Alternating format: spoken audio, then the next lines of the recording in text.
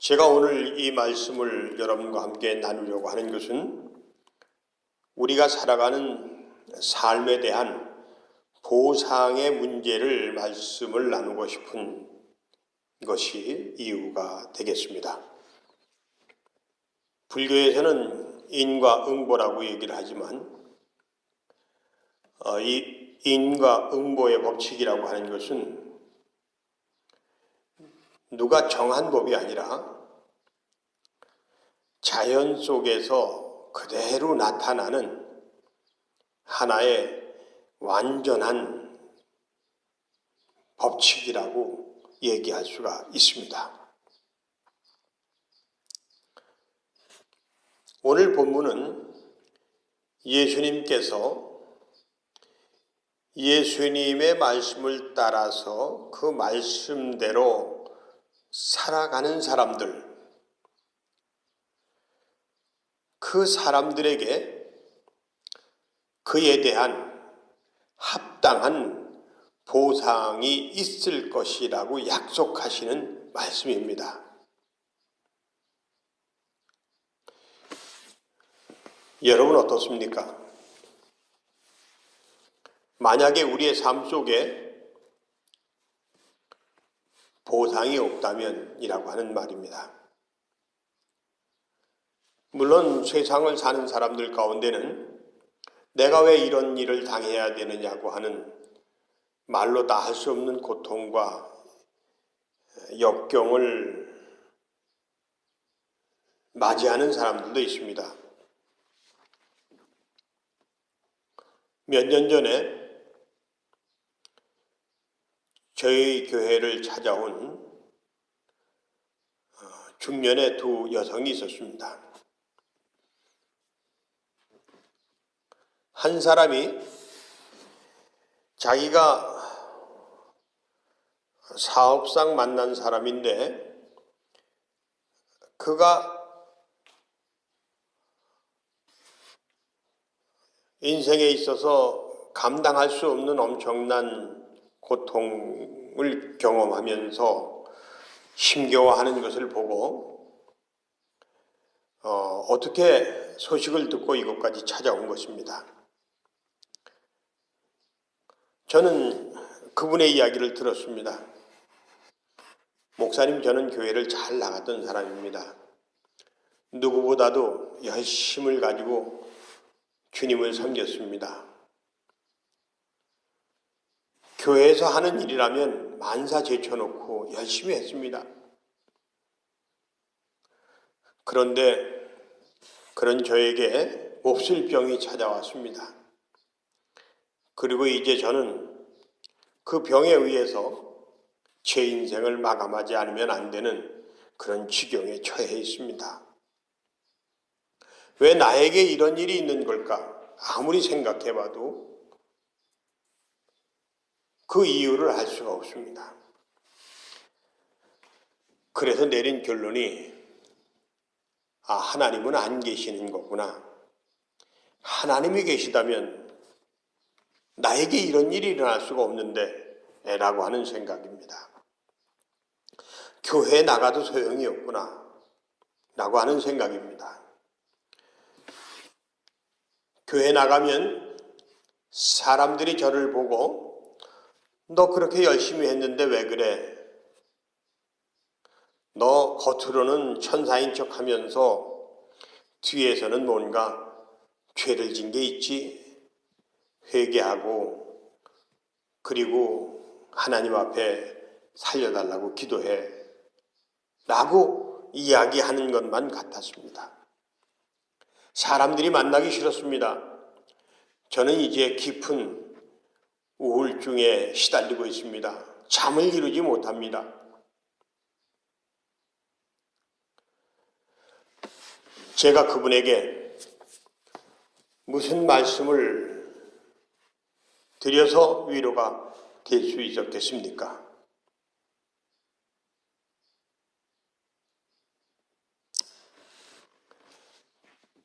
참으로 듣는 저도 답이 없는 이야기였습니다. 그렇습니다. 세상에는 그 이유를 알 수 없는 엄청난 시련과 고통이 우리에게 있습니다. 여기 우리 교인들 가운데서도 그런 고통을 감당해내면서 십자가를 지고 평생을 살아가시는 권사님들도 계시고 집사님들도 계십니다.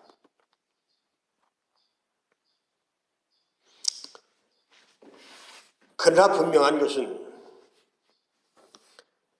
하나님께서 예수 그리스도를 통하여 우리에게 전해주신 말씀, 내가 나를 따르는 자에게 그에 합당한 보상을 반드시 줄 것이다 라고 하는 말씀입니다. 이유는 알 수 없지만 우리는 우리에게 있는 어떠한 일이든지 간에 그것을 이기고 나아가야 합니다. 하나님께서는 예수 그리스도의 십자가를 통해서 이 진리를 우리에게 확실하게 보여주셨습니다. 십자가의 길이라고 하는 것이 얼마나 힘들고 어려운 길이면 주님께서는 할 수만 있다면 이 고통을 내가 면할 수 있었으면 좋겠습니다. 내가 이 고통을 면하게 해주시기를 바랍니다. 라고 기도까지 했습니다. 그렇지만 이것이 내가 마셔야 할 잔이라면, 내가 지고 가야 할 짐이라면 이를 내가 마다하지 않겠습니다. 라고 하는 것이 예수 그리스도의 고백이었습니다. 다시 말하면 인생에 있어서 가장 커다란 고통과 아픔을 이기고 앞으로 나아가는 자의 모습을 우리에게 보여주신 겁니다. 제가 경험한 여러분은 바로 그런 분들입니다. 여러분들은 원하든 원치 않든 간에 여러분들이 처해 있는 현실 속에서 가난이라든지 못 배웠다든지 다른 어떤 것을 내가 할 수 없다든지 하여간에 합당한 이유 때문에 이 산골짜기에 와서 여러분의 삶의 자리를 풀었습니다. 그리고 모든 것을 다 포기하고 오직 먹고 사는 것을 위해서, 자식을 위해서, 부모를 위해서, 마을을 위해서, 교회를 위해서 10년, 20년, 30년, 40년, 50년, 60년의 세월을 살아냈습니다.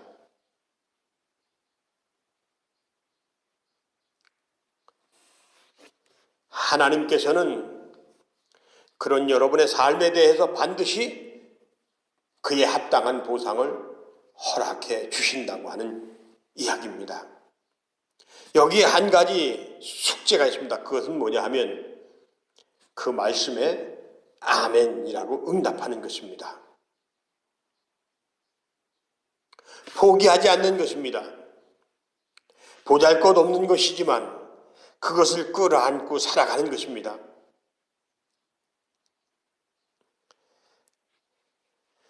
그렇게 살아가는 그 삶이 예수님께서 십자가를 지시면서까지 우리에게 보여주신 거룩한 삶이고 경건한 삶인 것입니다. 지난 시간 동안 우리는 초기 한국교회에 선교사로 와서 활동했던 분들의 이야기를 함께 나눴습니다. 알렌의 이야기를 나눴습니다. 헤론의 이야기를 나눴습니다. 에비슨의 이야기를 나눴습니다. 스크랜턴의 이야기를 나눴습니다. 세브란스의 이야기를 나눴습니다.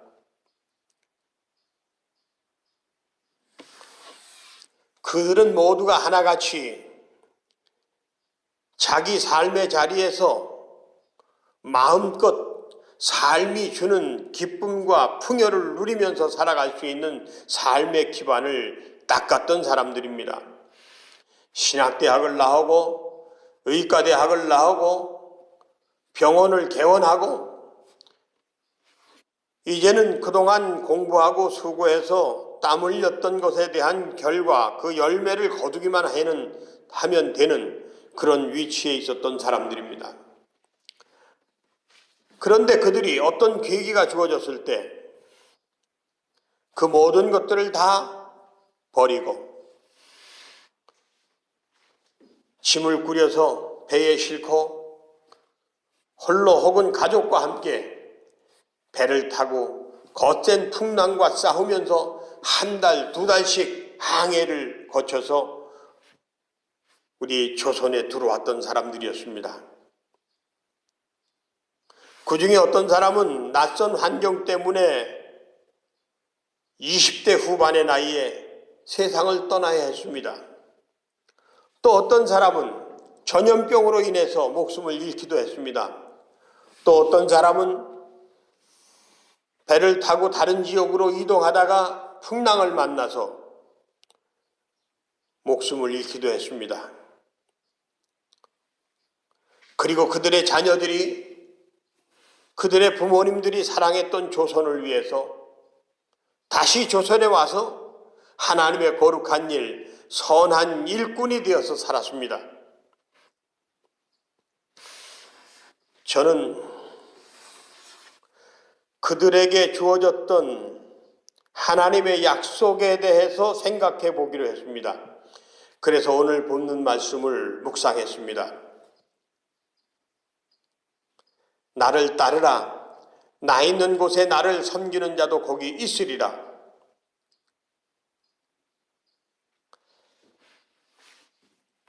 우리 예수님께서는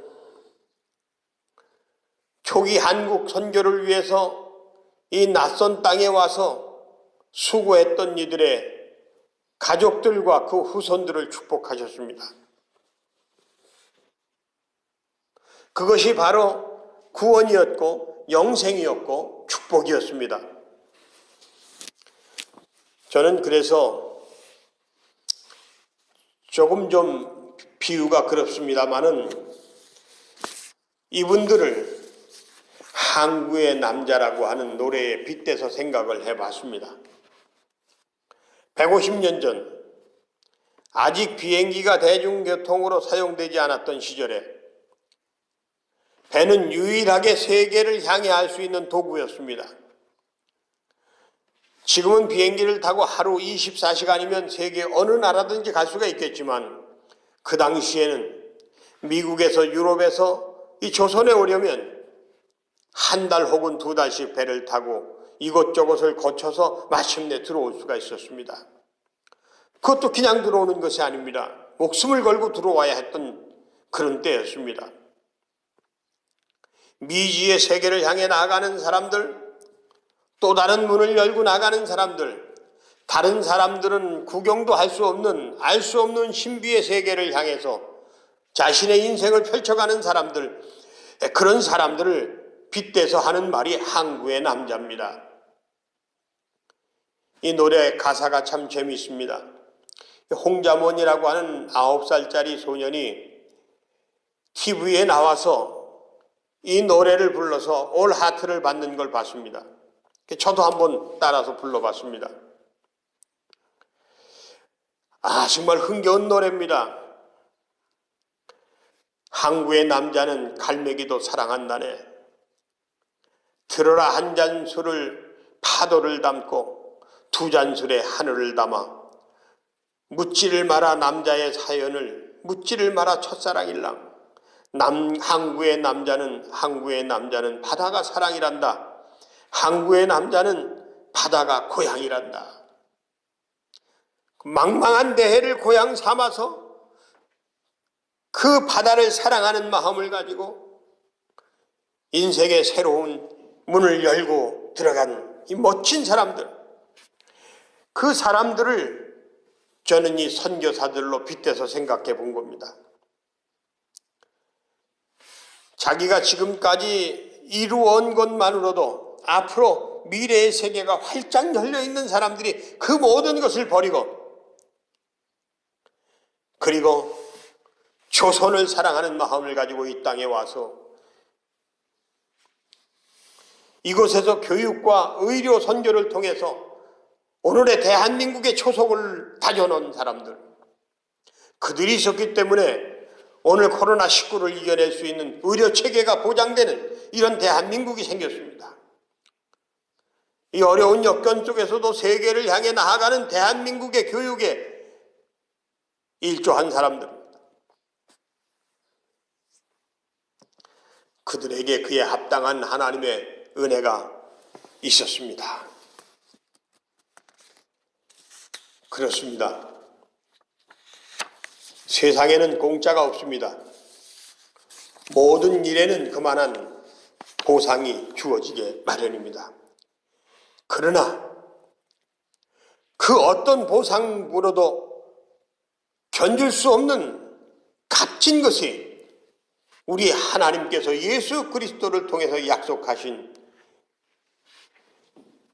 구원의 문제이고 영원한 생명의 문제이고 축복의 문제입니다. 명예의 문제입니다. 하나님은 이 약속을 우리와 하셨고 또 그리고 그것을 지켜주시는 분입니다. 그렇기 때문에 오늘 우리는 우리에게 어떤 시련과 역경이 있더라도 그것에 굴복하는 것이 아니라 그것을 이기고 나아가려고 하는 십자가를 지는 십자가의 군병들이 될 수 있게 된 것입니다. 그런데 말입니다. 그렇다면 그런 선교사들과는 전혀 견딜 수 없는 우리들, 과연 우리들 자신에 대한 문제를 우리는 어떻게 받아들여야 되겠습니까? 저는 이 설교를 준비하면서 두 가지를 초점을 맞췄습니다. 하나는 그렇게 이 땅에 와서 수고했던 선교사들에 대한 보상의 문제이고, 또 하나는 이곳에서 산간벽천에서 오직 흙을 사랑하면서 흙과 함께 평생을 살아온 여러분들에 대한 하나님의 보상에 대한 문제였습니다. 나라고 하는 것은 완전히 해체시켜서 다 버리고, 그리고 오직 부모님을 위해서, 금쪽 같은 아이들을 위해서, 이웃을 위해서, 그리고 이 시골의 작은 교회를 위해서 평생을 살아왔던 사람들에 대한 보상의 문제입니다. 저는 이 말씀을 여러분들에게 위로의 말씀으로 드리고자 합니다.